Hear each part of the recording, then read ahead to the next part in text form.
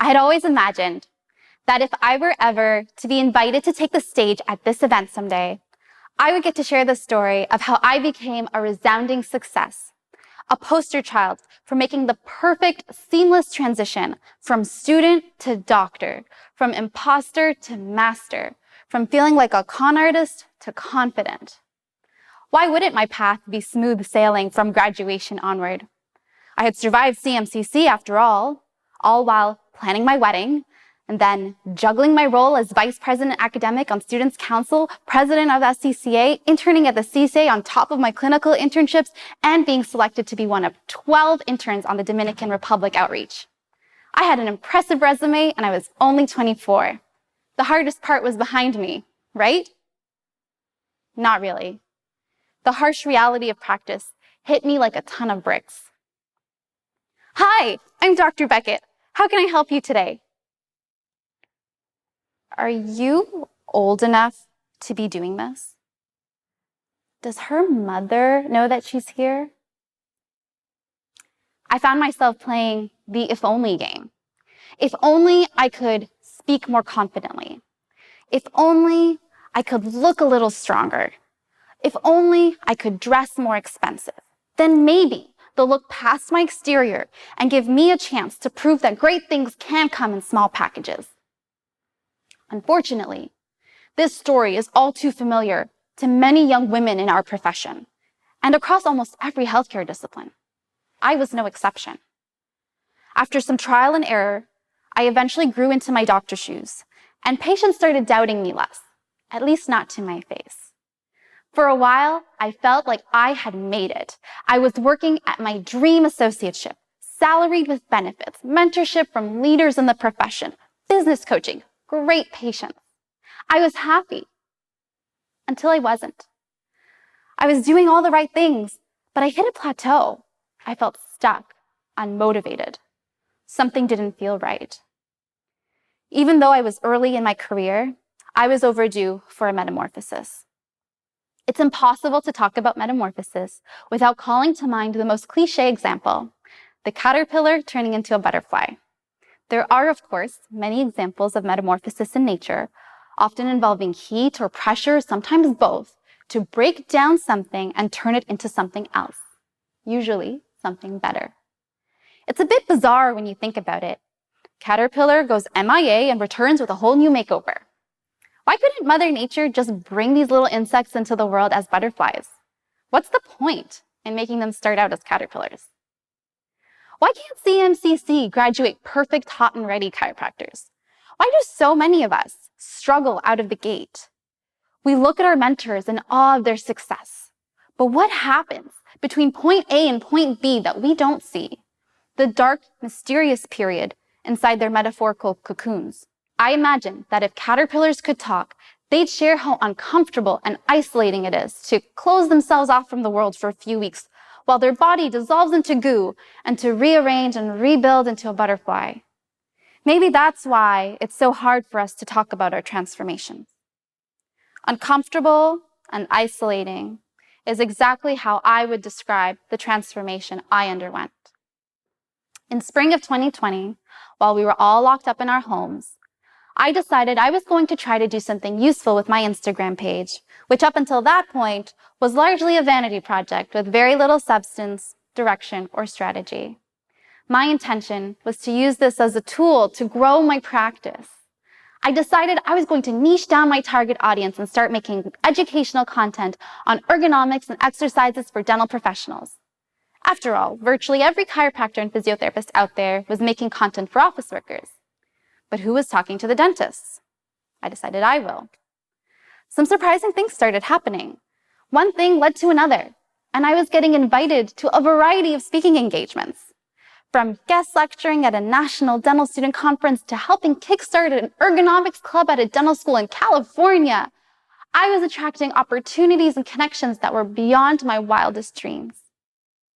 I found the perfect intersection between harnessing my creativity, finding my voice and my identity, and using my passion to help people, all while having a big impact. What could go wrong? Well, to my surprise, my workplace didn't like it. The complaint? You're being outside the box. I was shamed for self-promotion and for being different. I was off-brand and didn't fit their image of what a professional looks like. They made it clear there was no room for me to be myself. I was criticized in ways that go to the core of who I am as a woman. And as someone who spent the better part of the first few months of her career navigating what it means to be a woman in healthcare, this messaging didn't sit right with me. And so I had to make a difficult choice. Either censor myself and comply with what was being asked of me, or walk away from the job security and familiarity of my practice of 2.5 years for a world that doesn't technically exist. I had to ask myself, what good is an established practice if it came at the cost of losing myself in the process? In the background of all of this, I was undergoing another metamorphosis. This one a little more visible to the outside world. I was expecting. And in a rather unexpected way, the two concurrent metamorphoses were fueling each other. In other words, I was undergoing a megamorphosis. Motherhood is universally known as one of the most transformative journeys one can take. However, stepping away from practice to have a baby is often seen as a career disruption. I certainly used to feel that way. I was so afraid of losing momentum. But in retrospect, contrary to what you may believe, it accelerated my personal and professional growth. In the context of my story, just knowing that I was pregnant with my daughter changed the trajectory of my career. I wanted my decision to be a vote in favor of the world I wanted to create for her. A world where she doesn't have to choose between being herself and a career as a professional. A world where she isn't told to minimize herself, otherwise she wouldn't be taken seriously. Maya Angelou once said, "Each time a woman stands up for herself, she stands up for all women." I decided that my dreams were too big for the four walls of that clinic. Despite having no plan for where I was going to land next, I found the courage to speak up and resigned. Although I knew it was the right thing to do, it was incredibly difficult to come to terms with what I thought was my golden opportunity was no longer serving me. But if I was going to teach my daughter that no one gets to take her individuality from her or put limits on her creativity, I needed to set that example for her. I wanted to be able to look into my daughter's big, beautiful eyes and tell her, remember that diamonds are made under pressure, as if nature is teaching us there is beauty waiting on the other side of adversity, that a bit of heat can transform the most ordinary into the strongest thing on earth. You are extraordinary, not because of what you are, but who you are. And if someone tries to make you feel small, if someone tells you you can't sit with us, you'll remember your mother's story. And you won't be afraid to step into your power and list all the reasons why you'll just have to bring your magic somewhere else.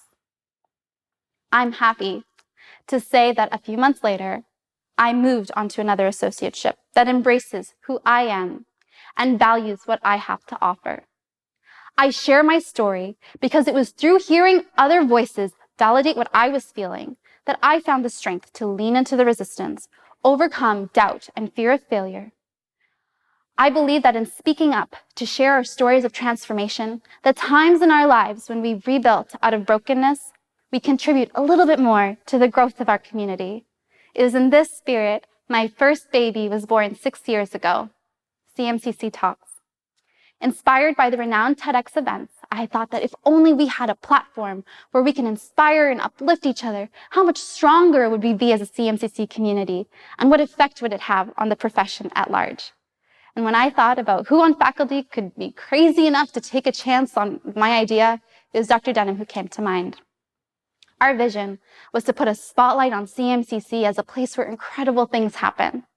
Upon reflection, I now know CMCC to also be a place where transformation happens.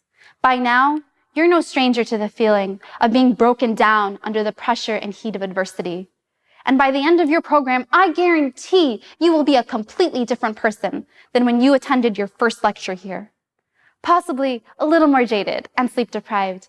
But the work doesn't stop there. You didn't choose to become a chiropractor because it was an easy career or because it guaranteed you respect and patience and banging down the door to come and see you.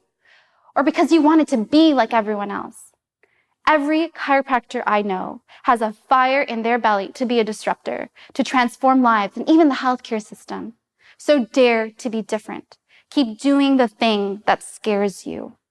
I hope that when you decide to follow your passion and when someone decides to criticize your efforts or tell you you're being too much, you remember your purpose, you hold your head up high and take it as a sign that you are on the right track and keep going with even more vigor than before. Thank you.